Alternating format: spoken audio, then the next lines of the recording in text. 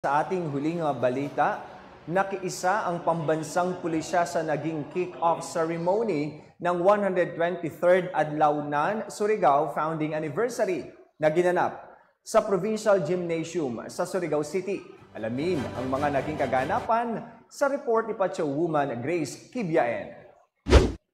Sinimulan ang kick-off ceremony ng 123rd Adlawnan Surigao Founding Anniversary na aktibong nilahukan ng Surigao PNP at iba't ibang ahensya ng pamahalaan na ginanap sa Provincial Gymnasium sa Surigao City nito lamang ika-13 ng Abril taong kasalukuyan. Ang nasabing aktibidad ay aktibong nilahukan ni Provincial Director Police Colonel Lodimir M. Laude na nagpakalat ng 34 na tauhan ng PNP kabilang ang isang SWAT team na nagpapakita ng pangako sa pagpapanatili ng kapayapaan, kaayusan at kaligtasan ng publiko para sa parehong mga kalahok at manunood sa venue ng pagdiriwang. Mahigit na 20 na iba't ibang laro ang isasagawa kabilang ang kapanapanabik na Governor Lyndon Barbers Cup 2024. Dagdag pa sa karangyaan ng kick-off ceremony si Provincial Governor Honorable Robert Lyndon S. Barbers, Provincial Vice Governor Eddie Gokyangke Jr.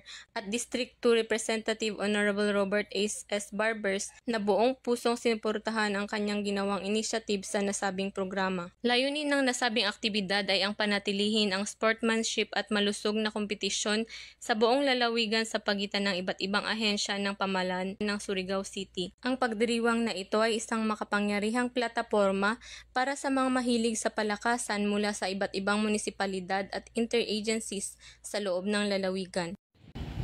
Mula dito sa Police Regional Office 13, ako ang inyong PNN correspondent, Patrolwoman Grace Kibiaen, alagad ng batas, tagataguyod ng Balitang Pulis.